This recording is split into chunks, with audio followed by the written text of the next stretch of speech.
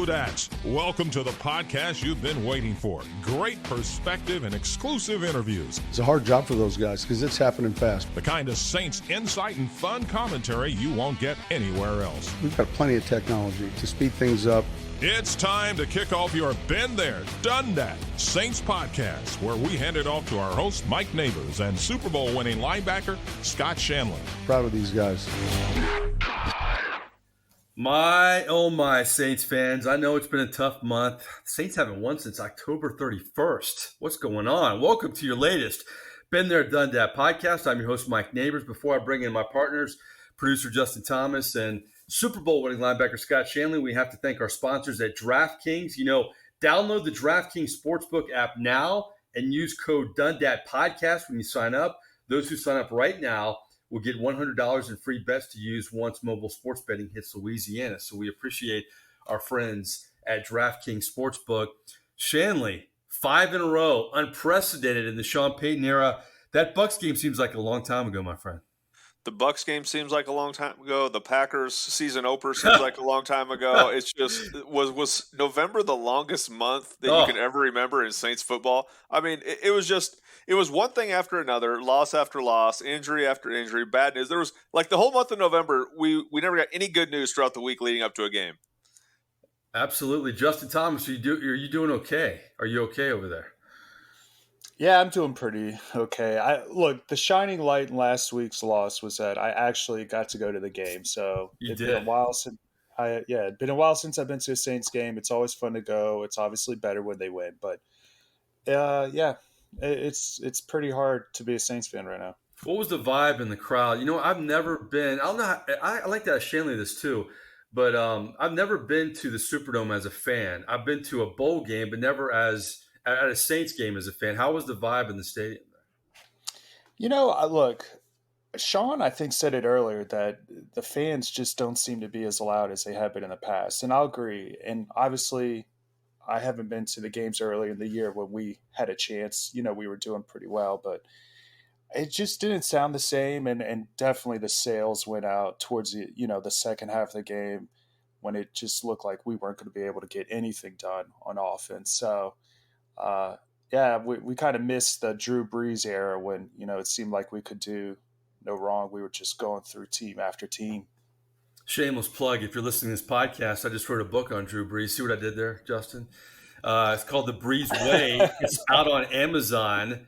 And if you want a personalized copy, it's MikeNabors.com. But just kind of threw that in there. Shanle, I'm curious with you. You know, you've been a player, you've been a broadcaster. Have you ever been to the Superdome at a Saints game as a fan, sitting in the stands at all? To a Saints game? Yeah. Or to any game? Yeah. I think I went to, when I was a couple years after I was done, I think I took the kids, we went to a preseason game against the Patriots. And it's pretty weird sitting in the stands and watching it from that perspective. But, every other time was media related. Obviously being there for big games like the NFC Championship games, the horrible missed call and all those things. It's I would agree with Justin. I mean, I wasn't there with Justin. I would agree with Coach Payton. The energy in the dome hasn't been the same. Just you can watch it on TV and not feel the same energy coming through.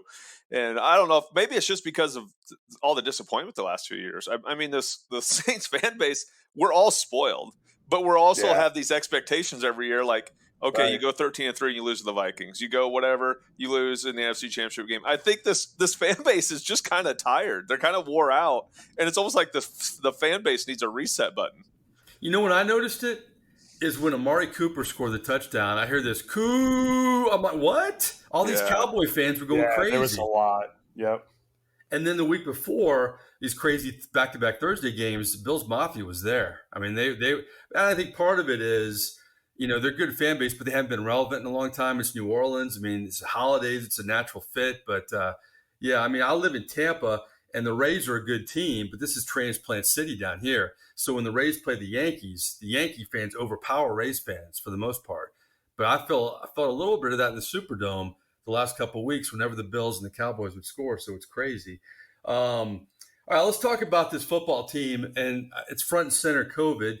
Cam Jordan, Shanle, hasn't missed a game in his career in 11 years, but could miss it Sunday. And you would hate to see a streak of that magnitude in with COVID. I know he's trying to bounce back and get a couple negative tests. But how remarkable is it a defensive lineman has played that many games, never missed a game? It's remarkable. When you talk about not missing games in the NFL, no matter what position you're playing, I don't care if you're a long snapper, holder, kicker, punter, it is hard to be there every single week. And then you throw into the fact that he plays a physically demanding position where he's going one-on-one against 6'7", 340-pound tackles every week and tackling the ball carrier and this and that. So it's been a tremendous streak. I would hate to see him lose it because of being on the COVID list as well. Hopefully he can get those negative tests, but it's a tremendous streak. And I've said time and time again, in the NFL, sometimes your best ability is availability, and Cam Jordan's been there every week for the Saints team. And he's there off the field, too. I mean, he's nominated for the Walter Payton Man of the Year. I hope he wins it, because here's the thing about Cam Jordan. He really is the real deal. And I like to get your perspective on a lot of things, Shanle, obviously, in this podcast. But Cam Jordan is not your quintessential defensive lineman in terms of personality. I mean, he's goofy. He likes to, he's just a different guy, don't you think? I mean, you saw that when he came into the league. Well, yeah, when Cam was a rookie, I remember all of us veterans looking at him because everybody sees Cam's side on the media. He jokes around, he horses around, he loves to have fun. Yeah, and you never, he's a great person. You never see that really translate to having the type of career he's had. Like, how can you be, joking around all the time, but be able to play a serious game, a violent game, the way he does? So when all of us veterans saw him, we're like, who is this guy? Does he even like football? Does he take any of this serious? And even our coaches were like, what's up with this guy? Hey, I remember Joe Vitt sitting in our linebacker room, like, to JV and myself, like, what's up with this guy? Is he going to be okay? Did we make the right choice? And we're like, well, we don't know, Joe. We haven't seen him play. He played very little his rookie year. And then from that point on, early in about 2014, 2015, when the Saints weren't winning games, I kind of went out there and I said that Cam Jordan is emerging as one of the best defensive ends in the NFL. A guy who isn't just a pass rusher, isn't just a run stopper, but can do it all. And it's been really fun to see the progress that Cam Jordan's made throughout his career.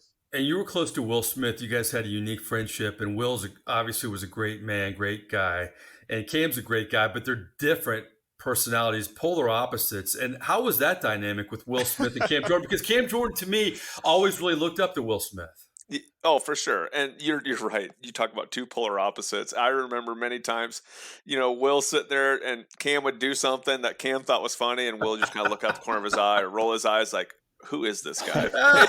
They were just so different. But again, that's what makes being in the locker room great, is guys who grow up in all different parts of the country, have different upbringings, different personalities, and you put it all in a locker room and you make everybody have one common goal. It makes it really fun. Can you notice something about a player early on at practice, or does it have to be something he does in a game? Or could it be both? No, I think practice, you start to learn guys' habits. Like, if you can show up every day to practice, go full speed, and you can tell throughout practice whether or not football is important to guys. And I would say, if you gave me a list of names, you could write them down and say, did this guy love football? And all you had to do is watch how they came to practice and how they approached the game every single day, how much they love to compete. And they're guys I played with who never didn't really even love football, that didn't even like football, never watched football away from the game, didn't care. They were just really good at the sport, so they played it, and they were getting paid a lot of money to do it. So I think you can tell a lot from practice, more so than the game, because everybody's going to play hard in the game. Everybody thinks that those paychecks rely on how you play in a game, but you can tell a lot about a guy, how they come to work every day. Interesting.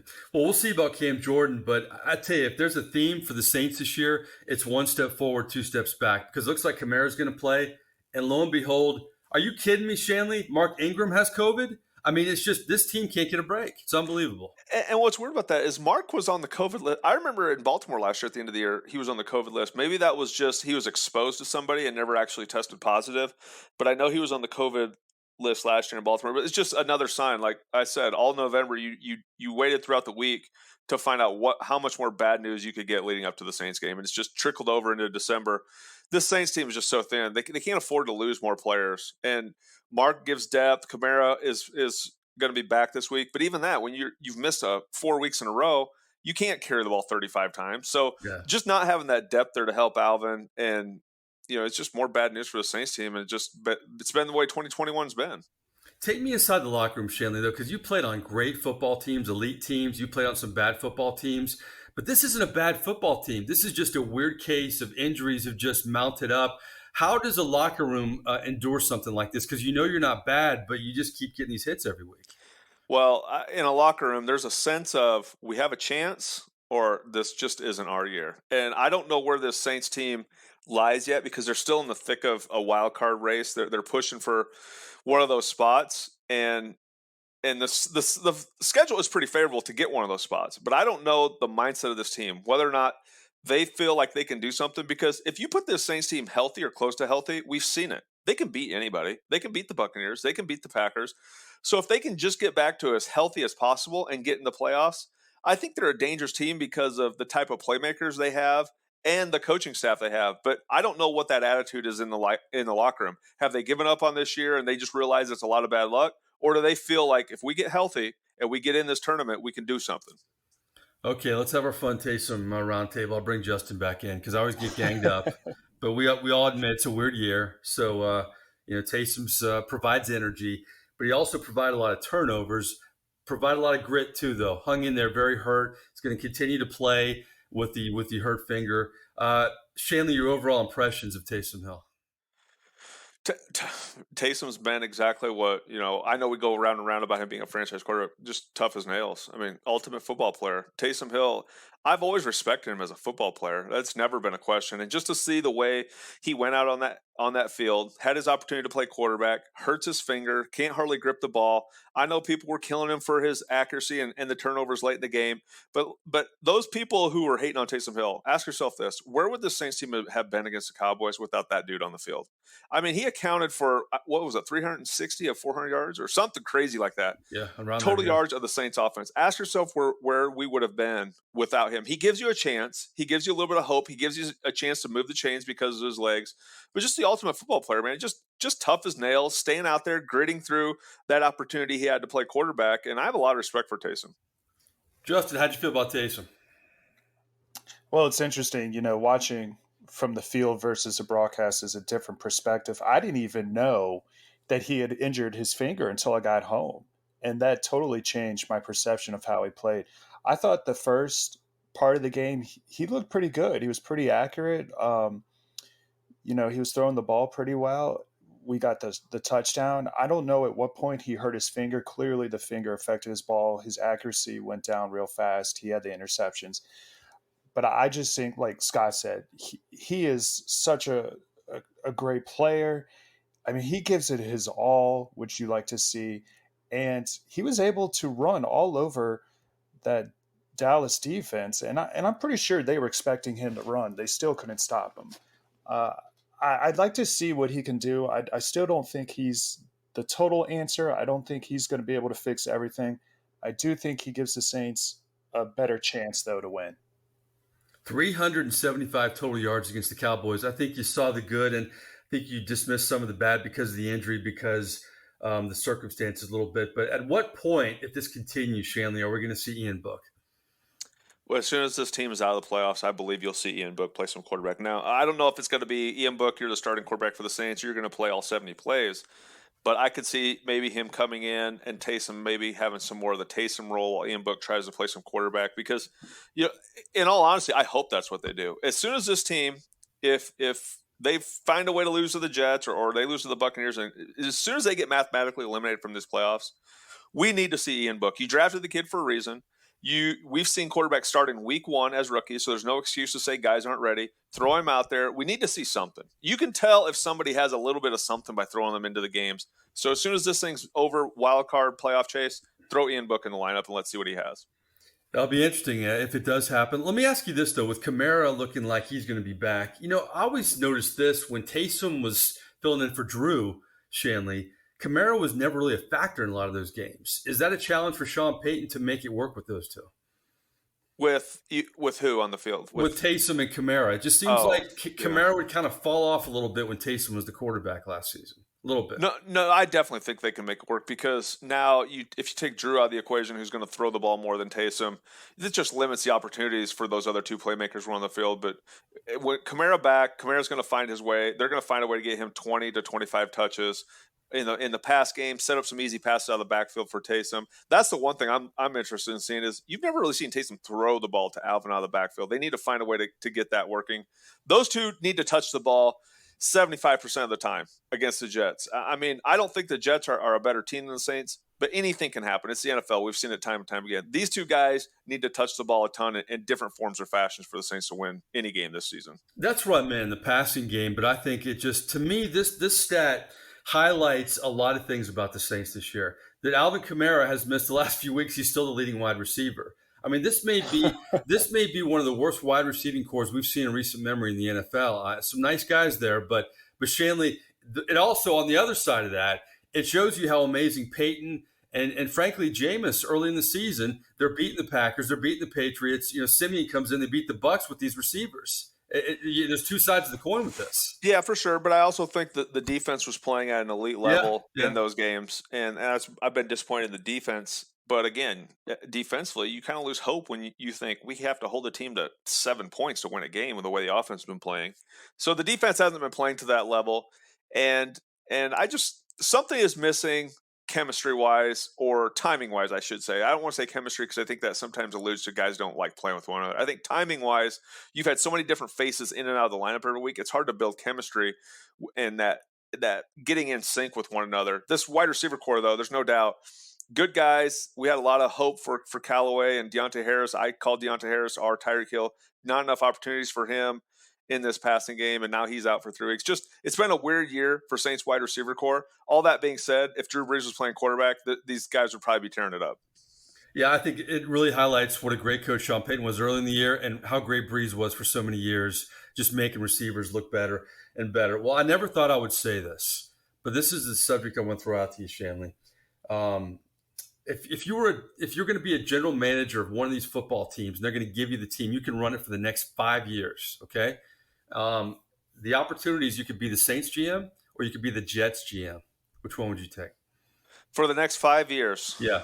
Oh, man. How about that? The Saints, the salary cap is real, and the Saints are going to have to make some tough choices after this year. I think you're going to see some really good players not back again, just like last year. They lost a lot of starters. But I think you're probably going to get more time at the Jets because they just drafted a quarterback. Whether or not he's a franchise quarterback, I don't know. But I think your salary cap, you probably get to hit free agency a little bit harder and piece together the roster more the way you want to. So I think I would probably have to go with the Jets. And you know what? You won't have Sean Payton, but you won't be the GM that the Jets have had for years. You'll be Scott Shanle. So you'll make all the right moves. You got the foundation. and then I'm going to trade draft picks for Sean Payton. Boom. There you go. There you go. I love it. You know, if we would have had this roundtable discussion at any point the last 16 years, it'd be a no-brainer. That just shows to me, Scott, how crazy things are with the Saints right now. And their future. It is crazy, and there's so much uncertainty that goes around the quarterback position. No position like the quarterback position in really any professional sport, maybe pitching in baseball, you see right away what these guys mean to a football team, and that's why you see when a team knows they have one, they lock them up, they pay them. And you can make a case for some of these guys being underpaid for what they do for their position. And these contracts keep getting out of control. I remember when Drew did $20 million a year, that was like the new stepping stone for a quarterback. And now they're $40 million a year. But what they bring to your football team is it's unequivocal as far as what anybody else on a team can bring to that every single week. When you drop back and throw the ball and you have to know where to go with the ball in a split second, where you have to throw people open because everybody is covered in the NFL. These guys, there's not many of these guys walking around on the face of the earth. And if you get one, you got to lock them up. All right, let's jump on the defensive side of the ball. We've talked about Cam Jordan a little bit, but we're talking about also players that may not be around because of COVID. Chauncey Gardner-Johnson looks to be back. How is that going to impact this defense? I think this defense has missed Chauncey. I've kind of been railing on the defense the last few weeks in this losing streak because I don't think they've been playing up to the level that they set for themselves earlier in the year. But some of that is due to missing a guy like Chauncey. The energy he brings, the versatility he brings, coming off the slot, covering tight ends.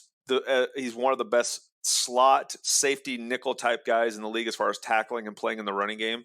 So getting him back is huge for what Dennis Allen is a big versatility defensive coordinator, where if you're a versatile athlete, he's going to find ways to get you on the field and use your talents. They've definitely been missing that with Chauncey out.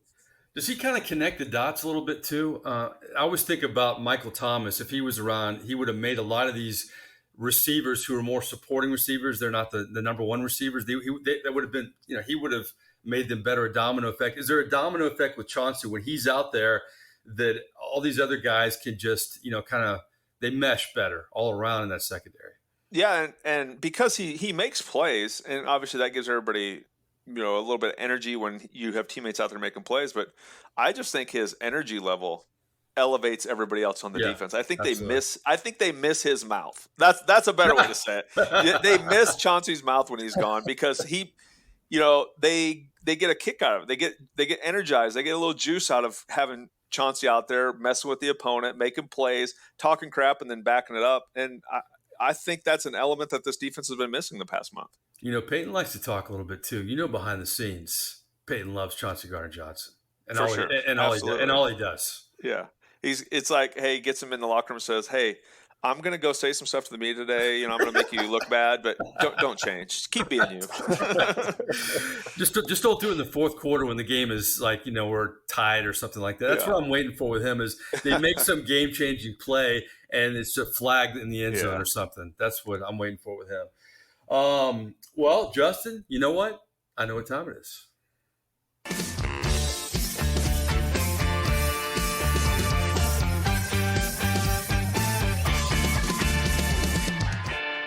More likely, baby. 3 hypotheticals. We bring back Justin Thomas. We keep Scott Shanle. And let's throw out question number 1. I'm looking at this Saints team. And, there's going to be some changes next year. I'm going to take Alvin Kamara off this because I think obviously that would be the easiest answer. But who's the most indispensable New Orleans Saint in terms of keeping? Because, there comes a point when you got to make tough decisions. Out of these 3 guys, who do you got to really keep out of these 3? I'm going to take Kamara off because we would have all picked Kamara. Marshawn Lattimore, Teron Armstead, Demario Davis. And you can go off the board if you want. Teron Armstead, while he's super talented, is just injury prone, and he's also getting older. You could throw Ramczyk on there too. I was thinking about Ramczyk. Maybe. Yeah, Ramczyk is better because he's newer. Okay, let's do Ramczyk. All right. I still think though. To me, it's more tough between the 2 defensive players. Both Demario Davis and Lattimore are just amazing. What they've done to our defense since coming here is just been amazing. It's tough for me though. Demario, how old is Demario? He's in year 10. Is he really? Yeah, he's year 10 already. That's crazy. That's what I thought. I knew he'd been playing for a while. So only one less than Cam. Oh, wow. Yeah. So for that alone, I think I would go with Marshawn Lattimore. He's younger. He's a game changer in the secondary. I love Demario Davis. He's probably, the best linebacker we've had since Vilma. But I think his age is an issue as he gets older. I think because Lattimore's got more years on him, I would rather have him around. I think he would be the one that I would pick. I'm interested to see or hear what Shanle has to say about this. Lattimore, Demario Davis, Ramczyk, most indispensable Saint, more likely. This is where we are with the state of the Saints, Mike. As I was thinking about my off the list guys, I went to Will Lutz, a kicker, and then I went to Blake Gillikin, a punter, because if we don't get a quarterback, we're going to need a good punter to keep playing this BS field position game we have to play. But I'm not going to go with either one of the specialists. I'm going to go with Marshawn Lattimore. He's got tremendous upside in terms of years left. You have to have a guy who can shadow the other team's best wide receivers. It's a huge advantage. So I think, for me, it's pretty clear cut on that list. I think Marshawn Lattimore, just because I think he's got a lot of years left in him. Yeah, I mean, Demario Davis is still playing at a Pro Bowl level to me. I mean, it's amazing, what he does week in and week out. But I got to go with Marshawn Lattimore too. That's pretty easy. But yeah, Shanle, you make a good point. I'm sorry, I can lose my voice all of a sudden. Sorry, Justin. Can we edit that out?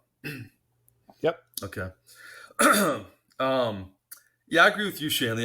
Marshawn Lattimore is, to me, an easy one there, even though Demario Davis is so valuable to this football team. But unlike past years, you're right. I mean, this team is really top-heavy right now. And they're going to need to continue drafting well and continue to make these great offseason moves and continue to get the cap down. It'll be interesting to see what they do in the coming years. Okay, Zach Wilson is the quarterback for your New York Jets. A heck of a quarterback class we're looking at here. I mean, Trevor Lawrence is number one, hasn't done much in Jacksonville, but has a load of potential. Zach Wilson, too. But Mac Jones is your rookie of the year. Maybe an MVP candidate the way he's playing in New England, even though he didn't hardly touch the ball last week, Monday Night Football. If you're building a franchise, you pick one of these quarterbacks moving forward. Who is it? Zach Wilson, Trevor Lawrence, or Mac Jones? I'm going to go, I think, with the person that has the highest ceiling. Maybe right now Mac Jones seems to have the higher floor, but Trevor Lawrence to me is who I would go with. I think the reason he's not playing as well as people expect is he's on the Jaguars, probably one of the worst teams. He's got a rookie head coach who came from college. I think Trevor Lawrence has the potential to be the best of those three still. I like what Mac Jones is doing there, but I don't know how much higher his ceiling is. So yeah, I'm going to go with Trevor Lawrence. To me, it seems like a no-brainer. Has anything swayed you watching Mac Jones? I'm interested to hear what Shanle says, as I always am. No, this is easy for me. I'm going Trevor Lawrence too. The way I look at it in my head is if I took Zach Wilson and put him in Jacksonville, what would he do? Nothing. If I took Mac Jones and put him in Jacksonville, I don't think he'd be any better or worse than what Trevor Lawrence is doing. I think if you took Trevor Lawrence and put him at New England, he'd be winning games there too. And the reason I would say Trevor Lawrence in this circumstance with the Saints is because this is a guy you can build around for 15 years. He's never going to be the guy you have to worry about as far as do we need to upgrade this position. You're going to go through ebbs and flows of your salary cap, and you can build your roster around this guy because of his upside and his talent level. Okay, we haven't talked about Mac Jones. Nobody's given Mac Jones love. But Shanle, what did you think watching that football game the other night, the Patriots and the Bills? I mean, it was kind of entertaining to me in some ways. Are they going to keep this up, really? It was, and I think because they were able to keep it up is the big reason why they kept it up. And, the Colts ran the ball all over the Bills a couple weeks ago, and I think Bill Belichick said, if we don't need to throw the ball, there's no reason to throw the ball. And they didn't have to. They kept running the ball. The defense was playing great. But all that being said, it added a notch to Bill Belichick's genius. Like, look at this guy. But all that being said, if Josh Allen makes one throw or two throws in that game, now everybody looks at Belichick like a moron. Like, what? Why'd you not throw the ball more? You lost a game. You only threw the ball 3 times. So it was a fine line of being a genius and being a moron. But the genius worked because the Bills didn't make a play in the end when they needed to. Okay, I'm always contrarian with coaches. Like, everybody jumped all over Pete Carroll for throwing the Malcolm Butler pick when you had beast mode and all that. And, people jump on Peyton for taking chances. Remember when they jumped on Belichick for going for it in the 4th down against the Colts? Yeah. And all that. Wow, yeah. I give coaches credit, man, because you know what? If they do, if Pete Carroll completes that pass, you don't hear anything, really. You don't. And I know, hindsight's a great thing, but I always sympathize with coaches on that. But Sean McDermott, that's right, the Bills head coach, after the game said, he's like, it's not Bill Belichick, okay? He kept saying that. That fires Belichick up. They're going to face each other in 2 weeks, Shanle. I don't know. Yeah, Sean McDermott has been a good coach for the Bills. I think he was so frustrated by the loss that he wasn't thinking straight. I'm right there with you, Mike. Don't go out there and do that. No. Why would you go out there and say, the hell with this guy? You want to crown him, then crown him. The old Daddy Green. Like, right. Don't. I mean, just say a game plan worked. And it worked well because we didn't execute, but credit to those guys. And just leave it at that. Now he's just fired up the most accomplished head coach in NFL history. Please give us a Patriots-Bucs Super Bowl, please. That would be so good. Mike, that collective groan was from all the listeners around the nation. Like, nobody wants to see Tom Brady anymore. Nobody wants to see the Patriots. If those two get matched up, you will have more TV sets turned off for the Super Bowl, and you'll have I don't know if there's a worse matchup for what the nation wants to see, because everyone is so sick of those two. But I agree. If that ends up happening, it would be entertaining for me as a football fan. But I think a lot of fans would be turned off by that matchup. But if the Saints aren't in it, I don't care about really anything else. So give me something to care about. That's why I say it. And here's the funny thing. Tom Brady goes and wins a Super Bowl with the Bucs. We're getting way off tangent here, but that's what we do in podcasts. Tom Brady goes and wins the Super Bowl with the Bucks. Oh, it's Brady. It's not Belichick. What if Belichick beats Brady and the Bucks the next year? I mean, that would be unbelievable. Yeah, it really would be. And it would be entertaining. And I would definitely cheer for the Patriots in that matchup so that people could stop hating all over Belichick like he had nothing to do with Brady's success. Right. But McDermott, you don't poke the bear. You don't poke the bill, man. Stop it. Don't do it. Are you a believer in the Patriots? You know what? I'm looking at the AFC, and why not? I don't know if they can beat the Bucks. The Chiefs are struggling. I think the Bills are a fraud. The Chargers are inconsistent. The Browns aren't as good as we thought they'd be. Yeah. And who's better? Yeah, I like that reasoning. I'm always right there with looking at the Chiefs. Like eventually they're going to figure it out. Eventually they're going to get going, and they just haven't. I don't know. I'm out on the Chiefs right now as well. Yeah, nobody cares about my fantasy team, but Pat Mahomes, you're killing me. Just saying. He's killing a lot of people. Oh my God, Trevor Lawrence. I agree. Peyton Manning threw 28 picks his rookie year. Troy Aikman was not good with the Cowboys because he didn't have any help. Once those guys got help, we saw what happened. I picked Trevor Lawrence too. All right, the fun one at the end, more likely number 3. It's funny, I'm looking at this. Some franchises, they don't have a lot of great players in their history. The Jets have some, but I want to ask you your favorite Jet of all time. We may start making this a segment because, man, this Saints season, we got to get creative and start having a little more fun with this. Who's your favorite Jet of all time? I'm going to throw out a couple names, and you can go off the board. You got Joe Willie, man. You got Joe Willie Namath. You got Mark Gastineau, man. Mark Gastineau was fun. Before his time with the celebrations, you got Revis Island, and you got Wayne Corbett, kind of an unsung guy there. So those are my 4. You can go off the board, but more likely, Justin, your favorite New York Jet of all time. Ooh, Revis Island was great to watch. The other 2 I'm not too familiar with. So by default, I'm going to go with Joe Namath. Always like Joe Namath. Wasn't he the one that said that they were going to win the Super Bowl and no one thought they would? And then I guarantee it. They wanted, yeah. So you look at Joe Namath's stats; they're really not that good. I think that guarantee. He was a good player, but if you look at his numbers, I think it was a different era too. Before it was, QBs were slinging the ball. I'm going to have to look this up while Shanley's talking. I think Joe Namath has more career interceptions than touchdowns. I think that's true. Really? Yes. I'm going to look that up. I guess it wouldn't shock me. Still, though, I liked him. I've always liked him. He's got a great personality. I did like Revis. He was really, really talented when he was, when he was the best. But, I'm going to go with Joe Namath. Okay, how about this, guys? Joe Namath, lifetime, 173 touchdowns, 173 220 interceptions. Wow. Okay, that's way worse than I thought it would have been. Isn't it amazing what a guarantee and a fur coat will do for you? Yeah, absolutely. Yeah. Wow, 173. If damn Drew Brees had a guarantee, he'd be the GOAT. There you go. All right, Shanley, what do you think? Favorite Jet? You can't say Vilma. Can't say Vilma. Favorite Jet? I was thinking about this as Justin was giving an answer, and the guy who came to the front of my mind, besides Revis, because Revis had his run where he was the best DB, and that was during the time I played, but I'm going to go with Curtis Martin, the running back who Parcells drafted, and he was a heck of a running back for a long time, and I remember watching him. So my answer would be Curtis Martin. Curtis Martin had the best Hall of Fame speech, if you haven't seen it. If you guys haven't seen it, you ought to Google it or YouTube it. I was there and I saw it, and it was unbelievable. And you talk about players, Shanley, that weren't football fans. That was Curtis Martin, and he admitted it in his Hall of Fame speech. Never was a football fan. His high school coach had to coax him into playing. Grew up in a terrible environment where his dad abused his mom, and he actually later on brought his parents together at the end. I have so much respect for him.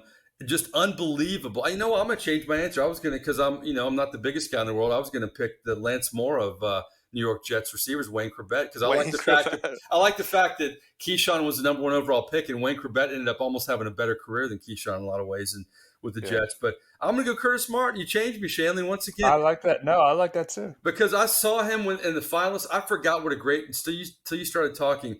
You guys got to check out his Hall of Fame speech. You know what was really impressive about it? Not only was it great, no notes, off the cuff.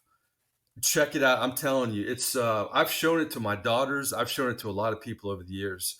I walked away just thinking, man, I'm blown away by him. I saw him the next day in the press box, I remember walking up to him and I said, I know you don't know me, but I just got to say, I'm sure I'm one of many, but that's the most impressive speech I've ever heard. And he just seemed like a really nice guy. So Parcells loves that guy too, doesn't he? He's definitely a Parcells guy, no doubt.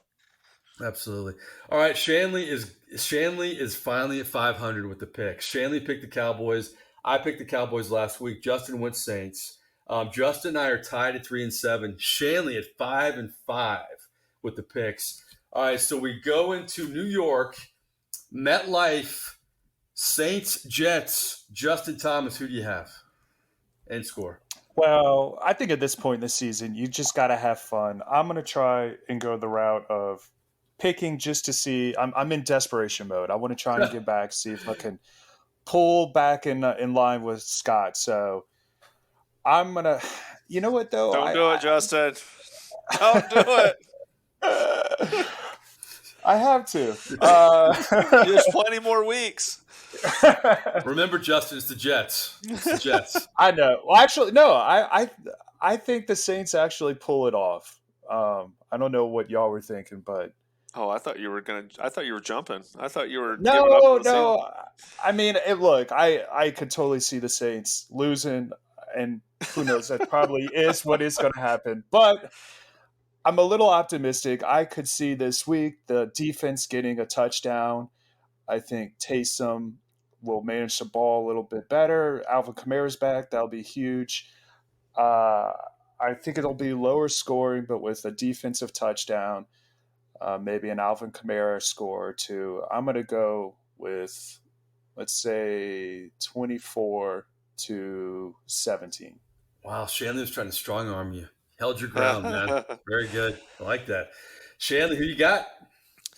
Yeah, I think Alvin Kamara is the difference maker this week. I don't think even if Alvin wasn't playing, I wouldn't pick the Saints to win. I just think Kamara's playmaking ability, Taysom's legs. I know we're bashing on the wide receiver core. I don't know if he'll throw for 200 yards, but I don't know if they're going to need to throw the ball to beat the Jets. And I think the Saints defense is going to smother the Jets offense. I'm going Saints 20, Jets 3. What? 3? Really? Wow. Oh, wow. Well, you could go over 500 with this. Very nice. You know what? I feel good about the Saints in this game. Maybe partly because it's the Jets. You got to watch the weather in this one too a little bit. But I think with Taysom at quarterback, they're kind of weatherproof in a lot of ways at the quarterback position. Kamara back is great. We'll see about that offensive line. But I'm going to go out and copyright this after this podcast. Miss the mouth. Chauncey Gardner-Johnson is going to do something. I love it, man. We got to copyright that. Shanle came up with it, but maybe we can split the profits, Shanle. But I like having Chauncey Gardner. I originally wrote 24-23. Shanle going 20-3. I'm going to go your man. Is it Mayer, the kicker? I can't remember these kickers' names week after week. He's the Nebraska guy. Oh, Brett Maher. Yeah, I forgot he is the kicker. We change kickers every week. Yeah, it's unbelievable. How about Johnson getting the game winner last week, Brian Johnson? Did you see that? Yeah, I saw that. Yeah. For Washington football team, the game winner. Yes. How about the state of kicking in the NFL? It's insane. And how about Morstead in the NFC Special Teams Player of the Week for the Falcons? And they cut their kicker. He's going to be the starting punter against the Saints when they play. Oh, wow. That hurts me. Hurts me to the core to even think about that. Well, it'll soften the blow that we have Gillikin, though. That was a good move. I mean, I love Morstead, but that was the right move. They had to make No, that. I agree with that move. Yeah. I'm saying it hurts me to the core to see Morstead in a Falcons uniform. Yeah. Oh, that too, yeah. Man's got to do what a man's got to do. Got to do it. Yeah, capitalism. Got to do it. So Shanle could be 6-5 if it all happens, and Justin and I can improve to 4-7. Unbelievable. I remember we were under 500 when the Saints were like 2 games over 500. It's been that kind of year. Strange year. Well, thanks to DraftKings, our sponsor. Check them out when everything comes to Louisiana mobile sports betting. We appreciate them being on board. Justin, where are we on Twitter? At Dundad Podcast. Check us out on all the platforms where podcasts are. Please subscribe. Please rate us. Please like us. We want you to like us. That's our podcast. We'll see how the Saints do. Can they win their first game since October 31st? Unbelievable. And break the 5-game streak? We shall see. For Justin and Scott, I'm merely Mike. Enjoy the game. We'll talk to you next week.